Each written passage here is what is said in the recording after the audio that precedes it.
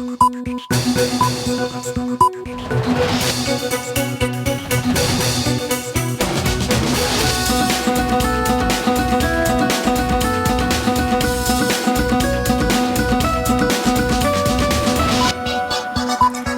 স্বাগত মাছরাঙা রাতের সংবাদে। সঙ্গে আছি আমি এনকে নাতাশা। শুরুতেই গার্ডিয়ান লাইফ ইন্স্যুরেন্স সংবাদ শিরোনাম।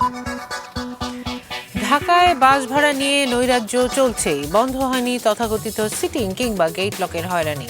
বিআরটি এর অভিযানকে উপেক্ষা করে নেওয়া হচ্ছে বাড়তি ভাড়া। আজও বেশ কয়েকটি যানবাহনে জরিমানা করেছে প্রতিষ্ঠানটির ভ্রাম্যমাণ আদালত। চাপ তৈরির কৌশল হিসেবে বাস চলাচল বন্ধ রাখছে মালিক ও শ্রমিকরা। আজ থেকে বস্তিবাসীদের করোনার টিকা দেওয়া শুরু হয়েছে। প্রথম ধাপে রাজধানীর কড়াইল বস্তির বাসিন্দারা পাচ্ছেন টিকা। আগামী এক সপ্তাহ রোজ 15,000 মানুষকে টিকা দেওয়ার পরিকল্পনা কর্তৃপক্ষের। প্রথম দিনে সেখানে স্বাস্থ্যবিধি পালনে উদাসীনতা দেখা যায়। সিরাজগঞ্জে বিদ্যুতের প্রিপেইড মিটার নিয়ে ভোগান্তিতে পড়ছেন গ্রাহকেরা। সেখানে নর্দার্ন ইলেকট্রিসিটি সাপ্লাই কোম্পানি নতুন স্মার্ট প্রিপেইড মিটার বসিয়েছে। এতে আগের চেয়ে খরচ বেড়েছে, টাকাও উধাও হয়ে যাচ্ছে প্রায়। একজনের সংযোগ অন্যজনকে দেওয়ার অভিযোগও আছে।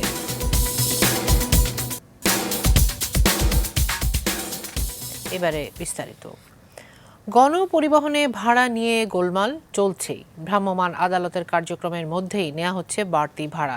সরকারের উপর চাপ তৈরি করতে দুপুরে মিরপুর থেকে বিমানবন্দর আবদুল্লাপুর ও নতুন বাজার রুটে হঠাৎই বাস বন্ধ করে দেন পরিবহন শ্রমিকরা।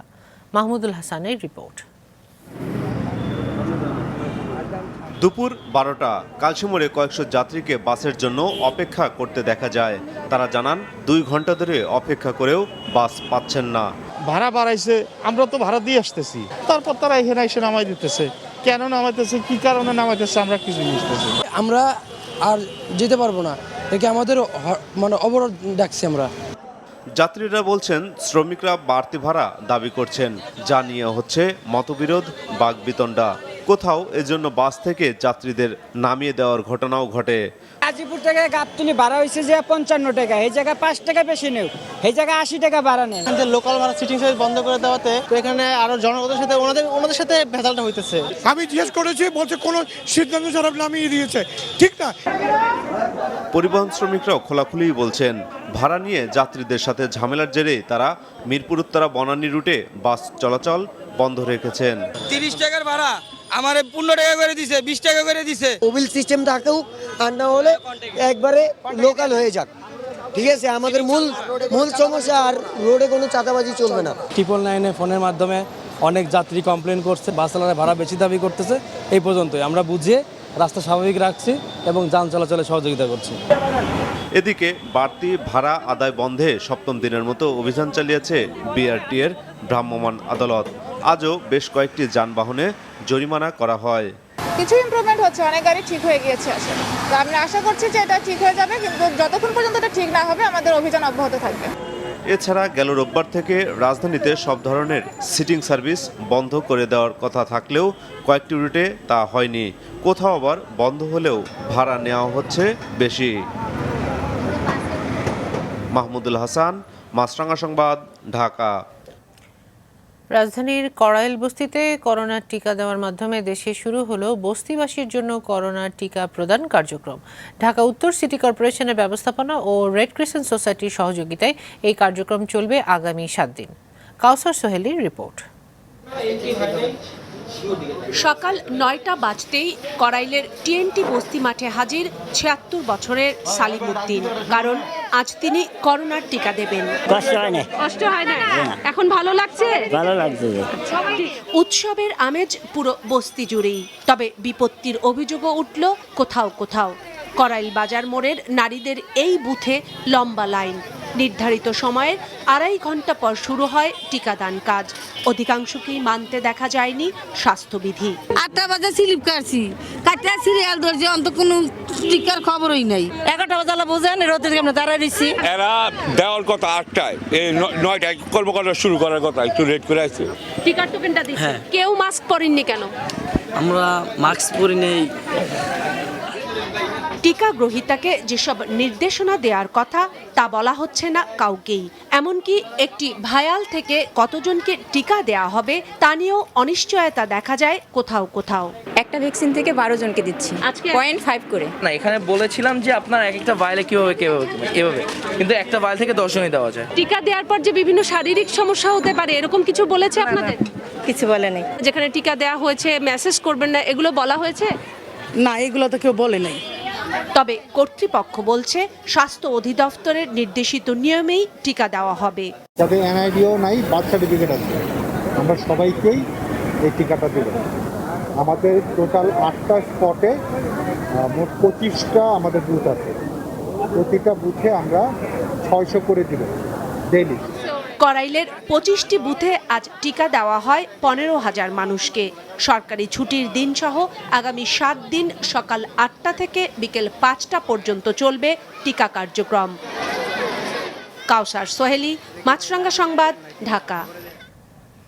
বিএনপি চেয়ারপারসন খালেদা জিয়াকে চিকিৎসার জন্য মানবিক বিবেচনায় বিদেশে যাওয়ার অনুমতি দিতে সরকারের কাছে আহ্বান জানিয়েছেন দলের মহাসচিব মির্জা ফখরুল ইসলাম আলমগীর। বলেছেন, হাসপাতালের সিসিইউতে থাকা বেগম জিয়া খুবই অসুস্থ। সকালে নয়াপল্টনে দলের কেন্দ্রীয় কার্যালয়ে খালেদা জিয়ার সুস্থতা কামনায় দোয়া ও মিলাদ মাহফিলের আগে তিনি এই কথা বলেন। গত শনিবার সন্ধ্যায় রাজধানীর এভারকেয়ার হাসপাতালে নেওয়া হয় খালেদাকে। মেডিকেল বোর্ড তাকে দেখার পর হাসপাতালে ভর্তি করে। এর আগে টানা 26 দিন ওই হাসপাতালে চিকিৎসা শেষে 7ই নভেম্বর বাসায় ফেরেন খালেদা জিয়া। তার শরীরে নানা জটিলতা দেখা দিয়েছে বলে জানা গেছে। দেশনেত্রী বেগম খালেদা জিয়া অত্যন্ত অসুস্থ, অনেক বেশি অসুস্থ। আমি ঠিক আপনাদেরকে বলে বোঝাতে পারবো না। আমরা আহ্বান জানাচ্ছি সরকারের কাছে যে অবিলম্বে তাকে বাইরে চিকিৎসা করতে দেওয়ার সুযোগ দেওয়া হোক। কারণ এই নেত্রী গণতন্ত্রের নেত্রী, এবং তার যদি কিছু হয়ে যায় তো সমস্ত দায় দায়িত্ব কিন্তু এই সরকারকেই বহন করতে হবে। সিরাজগঞ্জে নর্দার্ন ইলেকট্রিসিটি সাপ্লাই কোম্পানি নেসকোর নতুন স্মার্ট প্রিপেইড মিটারে নানা ভোগান্তিতে পড়ছেন বিদ্যুৎ গ্রাহকরা। তাদের অভিযোগ, এই মিটারে আগের চেয়ে খরচ বেড়েছে, টাকাও উধাও হয়ে যাচ্ছে। সিরাজগঞ্জ প্রতিনিধি মাহমুদুল হাসান উজ্জ্বলের রিপোর্ট। অভিযোগ বাক্স থাকলেও নেই গুরুত্ব, সশরীরে অভিযোগ করেও মিলছে না সমাধান। সদর উপজেলার গ্রাহক আনিসুর রহমান নেসকোর বিদ্যুৎ বিতরণ অফিসে ঘুরছেন 9 মাস ধরে। 7 মাস ছিলেন বিদ্যুৎবিহীন। অভিযোগ, অফিসের এক কর্মকর্তা কারসাজির মাধ্যমে তার মিটার অন্যের বাড়িতে সংযোগ দেন। পরে মিটার নম্বর বিহীন বিলের বিপরীতে 21,000 টাকা পরিশোধের পর মিলেছে নতুন মিটার। কোনো প্রকার সহযোগিতা করেনি। যখন এই 7 মাস আমি বিদ্যুৎবিহীন থাকছি, আমার কোনো প্রকার মনে করেন যে করেনি, তখন আমি দ্রুতকে জাহেরে মনে করেন যে আমি দরখাস্ত দিচ্ছি। আনিসুরের মতো অনেক গ্রাহক নেসকোর নতুন স্মার্ট প্রিপেইড মিটার প্রতিস্থাপন করেও পড়েছেন ভোগান্তিতে। এর ভোগান্তির কোনো শেষ নাই। আমরা যদি 500 টাকা তুলি, দেখা যায় যে 250 টাকা আগে কেটে নেয়। 1000 টাকা তুললে প্রায় 400-450 টাকা কেটে নেয়। সংশ্লিষ্ট কর্তৃপক্ষকে বারবার অভিযোগ করেও প্রতিকার না পেয়ে গণশুনানি সহ নানা কর্মসূচি পালন করছেন তারা। যখন আমরা জেলা প্রশাসকের কাছে স্মারকলিপি দিই এবং গণশুনানি করি, তখন জেলা প্রশাসকের চাপের মুখে নেসকো কর্তৃপক্ষ আমাদের সাথে একটা বৈঠক করে আমরা 15টা পয়েন্ট তাদেরকে দিয়েছিলাম, কিন্তু তারা কোনো সদুত্তর দেয়নি। তারা 15 দিন সময় নিয়ে গেছিল। আমরা বলেছিলাম যে 2টা মিটার, অর্থাৎ বিগত মিটার এবং বর্তমান মিটার একটা পরীক্ষা করা উচিত। আমাদেরকে কথা দেওয়ার পরে তারা করেনি। তবে নেসকোর সংশ্লিষ্ট কর্মকর্তার দাবি, গ্রাহকরা বিভিন্ন বিষয়ে অভিযোগ তুলেছেন ভুল বুঝে। বেশি টাকা কাটার কোনো সুযোগ নাই, এটা আসলে মানুষের ভুল ধারণা। যেটা বলতেছে স্পেসিফিক যদি কেউ বলে, তাহলে আমরা আমাদের ওখানে যারা লোক আছে তারা ফিজিক্যালি যেয়ে তাকে দেখাই দিয়ে আসছি। প্রথম রিচার্জে মিটার ভাড়াটা কাটবে শুধুমাত্র মাসে প্রথমবার, একবার মাসে। আপনি বিদ্যুৎ ব্যবহার করতেছেন না, আমি আপনার কাছে কেন টাকা কাটবো? এটা কি কাটার কোনো সুযোগ আছে? কোনো সুযোগ নাই। সিরাজগঞ্জে নেসকোর আওতায় প্রায় 60,000-এর মধ্যে 58,000 গ্রাহকের প্রিপেইড মিটারের পরিবর্তে স্মার্ট প্রিপেইড মিটার স্থাপন করা হয়েছে। মাহমুদুল হাসান উজ্জ্বল, মাছরাঙা সংবাদ, সিরাজগঞ্জ। শ্রদ্ধা আর ভালোবাসায় চিরনিদ্রায় শায়িত হলেন বিশিষ্ট কথা সাহিত্যিক হাসান আজিজুল হক। বেলা 11:30টায় শ্রদ্ধা নিবেদনের জন্য মরদেহ প্রথমে রাজশাহী বিশ্ববিদ্যালয়ে তাঁর কর্মস্থল দর্শন বিভাগে নেওয়া হয়, পরে নেওয়া হয় শহীদ মিনার প্রাঙ্গণে। বিশ্ববিদ্যালয়ের শিক্ষক, শিক্ষার্থী ও সাধারণ মানুষের ঢল নামে সেখানে। দুপুর 1টা পর্যন্ত শ্রদ্ধা নিবেদনের পর বিশ্ববিদ্যালয়ের কেন্দ্রীয় মসজিদে তাঁর জানাজা শেষে কেন্দ্রীয় গ্রন্থাগারের পাশে তাঁকে দাফন করা হয়। গতরাতে রাজশাহী নিজ বাড়ি উজানে মৃত্যুবরণ করেন দুই বাংলায় সমান জনপ্রিয় কথাসাহিত্যিক হাসান আজিজুল হক। মুক্তিযুদ্ধ বিরোধী চেতনার যে সমস্ত আঘাত বা গণতন্ত্রের উপরে যেসব আঘাত এসেছে, প্রত্যেকটা ধাপে ধাপে তিনি তার লেখার পাশাপাশি তিনি মাঠে এসেছেন।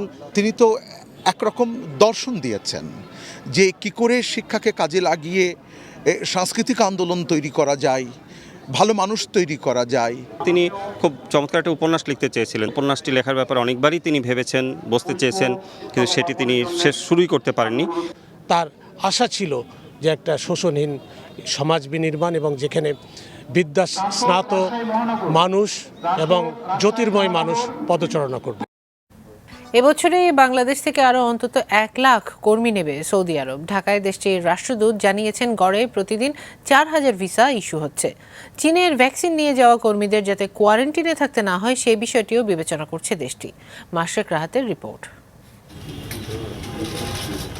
বাংলাদেশিদের 15 লাখ ডোজ অ্যাস্ট্রাজেনেকার করোনার ভ্যাকসিন ও চিকিৎসা সামগ্রী দিয়েছে সৌদি আরব। সকালে রাষ্ট্রীয় অতিথি ভবন পদ্মায় পররাষ্ট্র ও স্বাস্থ্যমন্ত্রীর কাছে এই উপহার হস্তান্তর করেন ঢাকায় সৌদি রাষ্ট্রদূত। Vaccine comes from Saudi Arabia as a gift to Bangladesh to translate the distinguished relationship between Saudi and Bangladesh. রাষ্ট্রদূত জানান কর্মী নেয়ার ক্ষেত্রে বাংলাদেশকে বিশেষ গুরুত্ব দিচ্ছে সৌদি আরব। গড়ে প্রতিদিন 4000 ভিসা ইস্যু করছে দূতাবাস। সেই হিসেবে এবছর বাকি 1.5 মাসে আরও 1 লাখ কর্মী যেতে পারবেন দেশটিতে। We are stamping every day 4,000 visas. Means that a lot of workers have the vaccine already.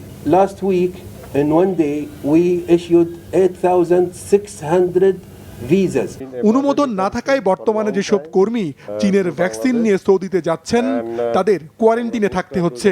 স্বাস্থ্যমন্ত্রী জানান এমন কর্মীদের পাশাপাশি ঝুঁকিপূর্ণদের বুস্টার ডোজ দেওয়ার বিষয়টি বিবেচনা করা হচ্ছে। আমাদের চেষ্টা চলছে যাতে WHO যেহেতু অ্যাপ্রুভ করেছে সিনোফার্ম, সিনোভ্যাক, ওনারাও যাতে এটা অ্যাপ্রুভালটা দেয়। যদি বুস্টার ডোজের কখনো প্রয়োজন হয় এবং সেই প্রয়োজন হলে পরে আমরা সেটা অবশ্যই কনসিডার করব। যারা ভালনারেবল পপুলেশন তাদেরকে আমরা আগে দেওয়ার চেষ্টা করব। সৌদি আরবের সঙ্গে বন্ধুত্বপূর্ণ সম্পর্কের কথা উল্লেখ করে পররাষ্ট্রমন্ত্রী জানান সামনে দুদেশের মধ্যে বাণিজ্য ও বিনিয়োগ আরও বাড়বে। মাশরেক রাহাত, মাছরাঙা সংবাদ, ঢাকা। আগামী বছরেও সশরীরে ক্লাস কম হবে বলে জানিয়েছেন শিক্ষামন্ত্রী দীপু মনি। সকালে চাঁদপুরে এসএসসির একটি পরীক্ষা কেন্দ্র পরিদর্শন শেষে তিনি আরও জানান আগামী এসএসসি পরীক্ষা যথাসময়ে নেওয়া না গেলেও পরীক্ষা নিতে এবারের মতো এত দেরি হবে না। শ্রেণীর সকল ক্লাস নেওয়া সেটি এখনো সেভাবে সম্ভব হবে না। কাজে আমরা বছরের গোড়ায় আমরা শুরু করতে চেষ্টা করব, এই বছর যেভাবে চলছে তার থেকে হয়তো আরেকটু বাড়াবার চেষ্টা করব, কিন্তু একদম পুরোপুরি পরিস্থিতি স্বাভাবিক না হওয়া পর্যন্ত একদম 16 আনা স্বাভাবিক সবাই ক্লাস করবে সে অবস্থায় যাওয়া একটু শক্ত হবে। আর আগামী বছরের যে পরীক্ষাগুলো সেগুলো একেবারে যথাসময়ে নেওয়ার হয়তো সুযোগ নেই, কিন্তু এই বছরের মতো এত দেরি হবে না ইনশাআল্লাহ। ই ভ্যালি সহ ই কমার্স খাত থেকে অর্থ পাচারের বিষয়ে নেওয়া পদক্ষেপ এবং এই খাতের কর আদায় নীতিমালা ও কর্মপরিকল্পনা নিয়ে নির্ধারিত সময়ে প্রতিবেদন না আসায় অসন্তোষ প্রকাশ করেছেন হাইকোর্ট। দেশের ই কমার্স খাতের ভোক্তাদের অধিকার ও স্বার্থ সুরক্ষায় কর্তৃপক্ষের ব্যর্থতা ও নিষ্ক্রিয়তা চ্যালেঞ্জ করে পৃথক 3টি রিট করা হয়। রিটের শুনানি নিয়ে গত 30 সেপ্টেম্বর হাইকোর্ট ই কমার্স খাত থেকে অর্থ পাচারের অভিযোগের বিষয়ে বাংলাদেশ ফাইন্যান্সিয়াল ইন্টেলিজেন্স ইউনিট কী পদক্ষেপ নিয়েছে তা জানতে চান। এছাড়া ই কমার্স খাত থেকে কর আদায়ে কোনো নীতি আছে কি না তা জাতীয় রাজস্ব বোর্ডের কাছে জানতে চাওয়া হয়। সেই সঙ্গে বাণিজ্য মন্ত্রণালয় যে কারিগরি কমিটি করেছে তার কর্মপরিকল্পনা ও কার্যপরিধি জানতে চান হাইকোর্ট। বারবার সময় দেওয়ার পরও প্রতিবেদন না পেয়ে আজ উষ্মা প্রকাশ করেন হাইকোর্ট। স্বাস্থ্য মন্ত্রণালয় থেকে ফাইল চুরির ঘটনায় জড়িত 4 জনকে শনাক্ত করেছে তদন্ত কমিটি। স্বাস্থ্য শিক্ষা বিভাগের সচিব আলী নূর দুপুরে গণমাধ্যমকে জানিয়েছেন, এই 4 জন হলেন 60 মুদ্রাক্ষরিক আয়শা সিদ্দিকা ও জোসেফ সর্দার, অফিস সহায়ক বাদল চন্দ্র গোস্বামী ও মন্টু মিয়া। তাদের বিরুদ্ধে ব্যবস্থা নেওয়ার বিষয়টি এখন প্রক্রিয়াধীন। নতুন ধান ঘরে তোলার প্রাচীন উৎসবের নাম নবান্ন। আজ পহেলা অগ্রহায়ণ 1428 বাংলাদেশ শিল্পকলা একাডেমির প্রাঙ্গণে আয়োজন করা হয়েছে দিনব্যাপী নবান্ন উৎসবের। গান, নাচ, আবৃত্তি পরিবেশনার পাশাপাশি হরেক রকম পিঠার আয়োজনও থাকছে উৎসবে। মৌমিতা জান্নাতের রিপোর্ট। মাটি ও ফসলের সাথে এদেশের মানুষের প্রাণের যোগ। অগ্রহায়ণে মাঠে মাঠে যখন সোনালী ধান বাতাসে দোলে, তাতে দুলে ওঠে কৃষাণ কৃষাণীর সুখ, থাকে শেকড়ে ফেরার আহ্বান। এ সময় নব অন্নের সুঘ্রাণ আর পিঠাপুলির যে প্রাচুর্য, তাতে বিচলিত হয়ে ওঠে শহুরে মনও। আর তাই হরেক রকম পিঠা আর নবান্নের সাংস্কৃতিক পরিবেশনা নিয়ে নাগরিক সমাজ মেতে ওঠে নবান্ন উৎসবে।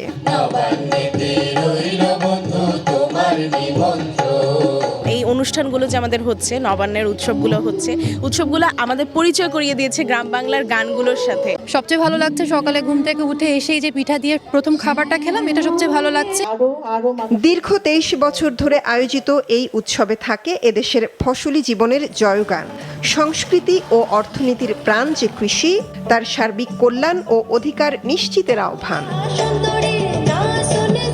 কৃষক যদি উন্নত না হয়, আমরা কেউই উন্নত হতে পারবো না। আমাদের ওদেরকে উন্নত করে আমাদেরকে এগিয়ে যেতে হবে। সাংস্কৃতিক ঐতিহ্য, প্রাচীনতম প্রাকৃতিক উৎসবকে পরিচিত করিয়ে দেওয়ার জন্য, মানুষের ঘরে ঘরে কৃষকের জন্য একটা অনুভব তৈরি করে দেওয়ার জন্য নবান্ন উৎসব কিন্তু একটা আয়োজন। এই ধরনের ঋতুভিত্তিক উৎসবে আরও থাকে অসাম্প্রদায়িক সমাজ গঠনের তাগিদ এবং তরুণ প্রজন্মকে আপন ইতিহাস, ঐতিহ্য আর সংস্কৃতির কাছে ফিরে যাবার দিক নির্দেশনা।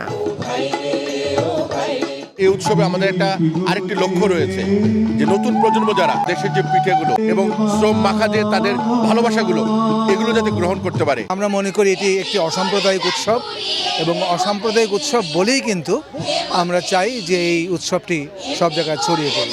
নবান্নের অর্থ অনেকে বুঝুক বা না বুঝুক, কিন্তু একটা সম্মেলন করছে, এটা কিন্তু বিরাট ব্যাপার একটা। আমাকে একটু জমিন বিনা জমিন চাওয়া কি পাপ। অনুষ্ঠানে আগতরা সাংস্কৃতিক অনুষ্ঠানের পাশাপাশি স্বাদ নেন মুড়ি, মুরগি আর হরেক রকম পিঠার।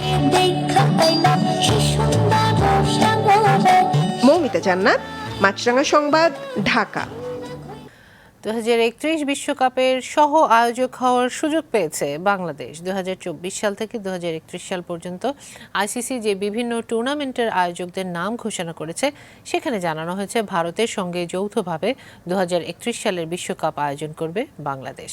এদিকে পাকিস্তানের বিপক্ষে টি-20 সিরিজের জন্য 16 সদস্যের দল ঘোষণা করেছে বাংলাদেশ ক্রিকেট বোর্ড, যেখানে সর্বশেষ বিশ্বকাপ স্কোয়াড থেকে বাদ পড়েছেন সাকিব আল হাসান, মুশফিকুর রহিম, সৌম্য সরকার, লিটন দাস, সাইফুদ্দিন ও রুবেল হোসেন।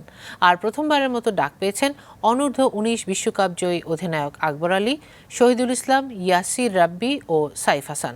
দলের বাকি সদস্যরা হলেন মাহমুদুল্লাহ, নাইম শেখ, নাজমুল হোসেন, নুরুল হাসান, সোহান, শেখ মেহেদি, আমিনুল বিপ্লব, মুস্তাফিজুর রহমান, শরীফুল ইসলাম, তাসকিন আহমেদ, শামীম হোসেন ও নাসুম আহমেদ। সংবাদ শেষ করার আগে গার্ডিয়ান লাইফ ইন্স্যুরেন্স সংবাদ শিরোনামগুলো আরও একবার। ঢাকায় বাস ভাড়া নিয়ে নৈরাজ্য চলছেই, বন্ধ হয়নি কথিত সিটিং কিংবা গেট লকের হয়রানি। চাপ তৈরির কৌশলে বন্ধ রাখা হচ্ছে বাস। আজ থেকে শুরু হলো বস্তিবাসীদের করোনার টিকাদান। কড়াইলে প্রতিদিন দেওয়া হবে 15,000 জনকে। প্রথম দিনে স্বাস্থ্যবিধি পালনে উদাসীনতা। সিরাজগঞ্জে বিদ্যুতের নতুন স্মার্ট প্রিপেড মিটারে নানা ভোগান্তির অভিযোগ, মিলছে না কোনো প্রতিকার, অস্বীকার কর্তৃপক্ষের। দর্শক, এই ছিল এখনকার মতো। ফেসবুকে আপডেট পেতে ভিজিট করুন মাছরাঙা টেলিভিশনের পেজে। অফিসিয়াল ইউটিউবেও যে কোনো সময় দেখে নিতে পারেন আমাদের সংবাদ প্রতিবেদন বা অনুষ্ঠান। যাবার আগে মনে করিয়ে দিই, করোনা ভাইরাস থেকে বাঁচতে টিকা নেওয়াই যথেষ্ট নয়। স্বাস্থ্যবিধি মেনে চলা, বিশেষ করে মাস্ক পরার কোনো বিকল্প নেই। বাইরে বের হলে নিজে মাস্ক পরুন, অন্যকেও পরতে উৎসাহিত করুন। এতক্ষণ সঙ্গে থাকার জন্য ধন্যবাদ।